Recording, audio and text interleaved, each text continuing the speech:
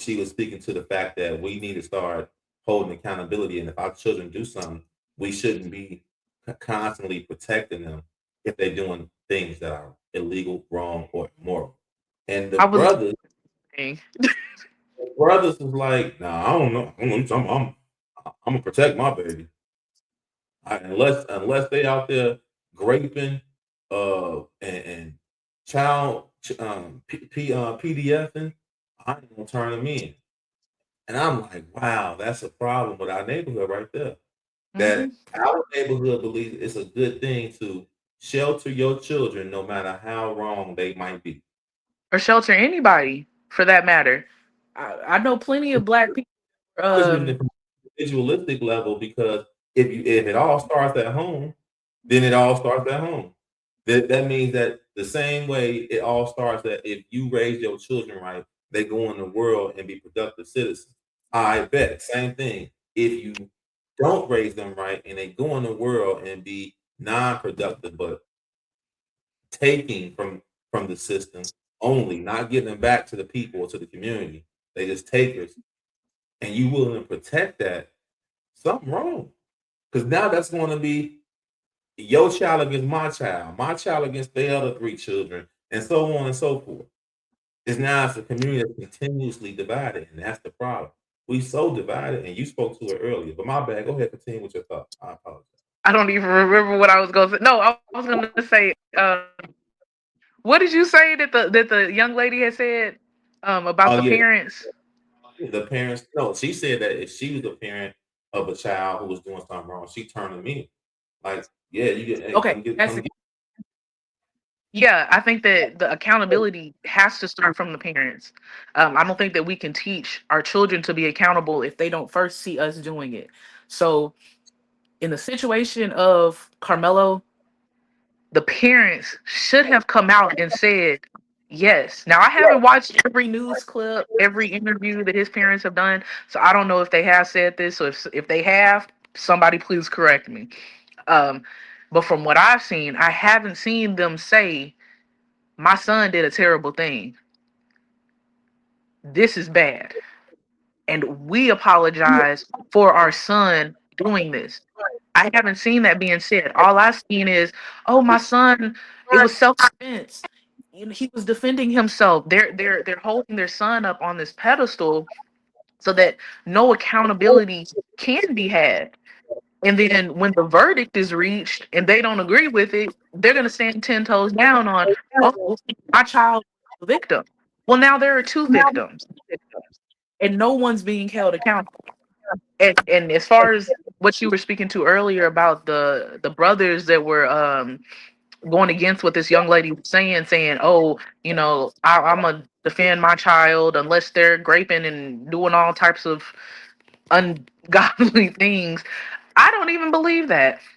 I believe that once you have put in your mind, I'm going to defend my child, you're going to defend them regardless of what takes place.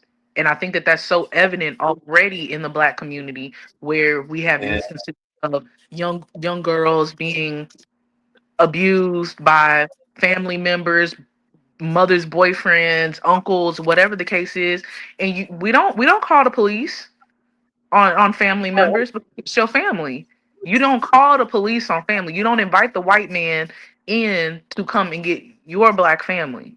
So we need to stop that. Wrong is wrong, right is right. If your family member did something,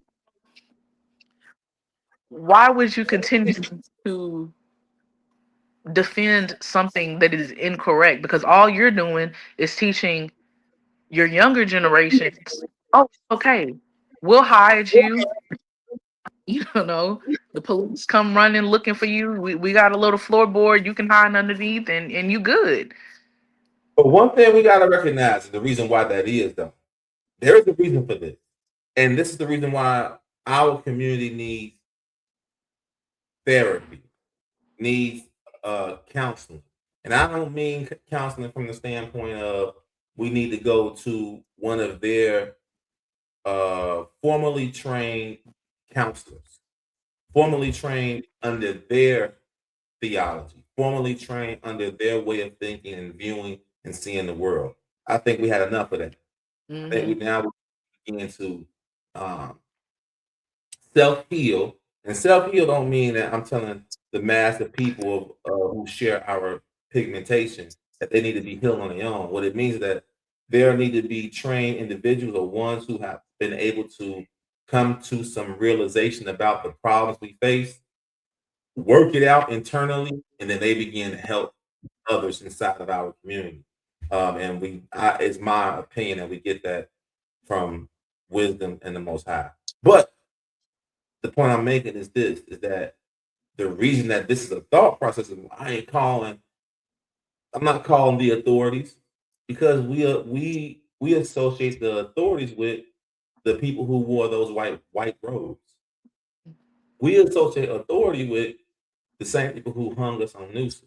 We associate authority with the same people who perpetuated the school to prison pipeline. Mm-hmm. We associate that with it. So it's like I'm not quick to get in on that. But that's all because we still want to stay in a system. If we want to continue to be and play in this system, then that's a part of the system. How about we begin to create our own system so we can get away from them? Like we don't need, and that was something that I admire the Black Panther Party for, is that they began to police their own neighborhood. Yep. They wasn't calling the police. They was like, "Hey, call us. We're gonna handle it." Mm-hmm. And we need to get back to that, policing our own neighborhoods. Now, but we can't do it if we're not all under the same type of moral thinking or some of the same ethical um, positioning. If we don't share that, then it's going to be terribly difficult to do that because then one person will say, "Oh no, that should be legal." Graping and this, that, and third, that should be legal. And another person will say, being able to uh, delete someone should be okay if for this and that. So we have to begin. The first thing come to do is come together, and I think we can't come together unless we come together under a moral code that is more similar than dissimilar. That's the first thing I'll say. And that will be the reason why I think that a lot of brothers, sisters do not care to call. Well, women will call the authorities, the police, probably more readily than a man will. So I'll put this more in the lap of. Not saying that women are excluded, but I'll put this more in the lap of a man issue. Men will tend to not want to call the police, the authorities, 12, whatever you want to call them, to solve an issue, especially when it's inside the home. They will be very reluctant to do so. No, I agree with that. And I don't think I was speaking from a place of we need to call the police. Okay. I think that there should be a system in place where, like you said, we are self-governing ourselves. Um, get together a council of sorts, you know, once inside of a community, have a council of elders, and basically a panel, kind of like what you're doing here, and we address the issues that are taking place inside of our community, and we solve those issues internally as opposed to externally. I'm not saying there should not be a punishment or a sense of accountability. I think that we just have to know who we're looking to offer said advice, punishment, and accountability inside of a situation. But I mean, like I said, inviting elders. Some of the elders nowadays, I don't think I would take advice from them either. Some of these grannies and grandpas, and they out here doing the most. 50 is the new 30, so you know, I think we need to take a step back from social media, unless it is social media for the purposes of spreading this word, inviting people, like-minded people into the fold. But social media is really, truly destroying our community. It really is. And I'm not saying I don't applaud the older generation for keeping some youth and some liveliness inside of them, but I think that at some point there's no balance because growing up, my grandmother was my grandmother. I looked at her as being an older woman and I sought a specific type of advice from her because of her age. Nowadays, some of these grand and grandpas out here in the club with their grandchildren popping bottles and twerking and doing everything that because it's acceptable now. Let's get back to grannies being grannies. Yeah, indeed, grandma and grandpa today can can be 40 or 38, Hmm. 35. You like, God, dog, you got grandkids already? Yeah, man. That's amazing. You started early, so and that was a something that was a prevalent thing in the early millennial situation or stage where uh children having children. You know, you be 15 years old and you got a 1 year old already. And that was something that I saw quite often. I told you, I went to school, high school, and our high school had a daycare. So the students can come and go and drop their kids off and come to school. And that's just And inviting a problem. it amazed me. That is inviting a problem because That's now the problem. you're creating an environment that's telling these children it's okay. It's okay for you to have a teenage pregnancy because we have somewhere for you to hold the child while you continue to go through school, as opposed to it being said, stop having these Oh, but babies. it's so more along the lines that it's a safety net. Here's a safety net for you. Yeah. If this happens, here's a safety net. I don't know if it was and you could be right.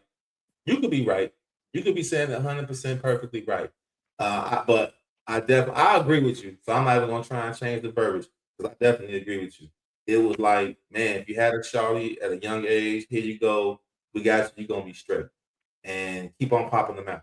You know what I'm saying? That was the way at least it came off.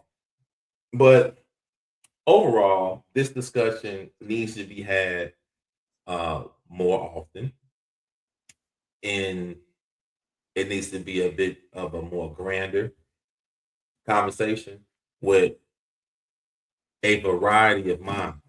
And I don't mean a variety of different opinions, but it's a variety of minds of people who can articulate different, see things from different angles, and maybe even those who have been through situations, something similar, so that we can get more of a concrete road to travel down and traverse when we talk about this. Because I know that this is something that I'm becoming increasingly exhausted with, that our people are steadily being uh, incarcerated or laid down for the rest of their for the rest of our existence. And this is terrible. This is one of the reasons why our community cannot grow. We still are at or somewhere around 13.5 to 14% of the US population. And we've been here, what, maybe 75, probably not even that long. I think I'm gonna give it 75 years of a shorter duration than those who brought us here. I mean, just think about that. We've been here almost just as long as they have, yet we still 13 to 12% of the population. I mean, 13 to 14% of the population. Yeah, of course, they start off with greater numbers, but man, we supposed to be the ones who extremely fertile. We supposed to be the ones who the salt. I mean, not the salt, but the sand of the seashore. We supposed to be innumerable. Supposed to be a gang of us over here by now, but we not, because we have these things that extinguish our lives. Either it is something that is actually deleting us, or something that is putting us away in prison that we can't continue to propagate and reproduce. And that's the issue. That's the problem. And I think this is a small conversation that we just had right here that hopefully will open up the doors for more intellectual dialogue and not yelling because we disagree with one another, and not finding conversation ending frustration that precludes us from continuing to elevate our way of thinking or just find what the solutions. So I want to thank you for joining me. I know it's a brief one, but I just want to thank you for joining me, giving me whatever opportunity and time you had to spare for this conversation. And hopefully, in the upcoming week, we'll be able to expand on this conversation a little bit more and a bit more in depth. I want to thank you all for joining us here at Let's Talk Solutions, where we don't waste any time. We get to the root, and that this is the root. This is the root of the problem that we're facing right now. It is family. It is not to say, once again, it is not to say Carmelo mother, Carmelo father are in error in some type of way. It is to say that we need to be able to look and identify the errors in our community and begin to solve. So with that, I thank you all for joining once again, man. We look forward to coming back again next week, same time, 3:30 Eastern. We look forward to seeing you. Please drop a like, comment, and share. Subscribe as well. And also give us your opinion. What's your solution that you might have for the situation? Even if it is differing or varying from what we have just said here today. We thank you once again. Peace. Peace.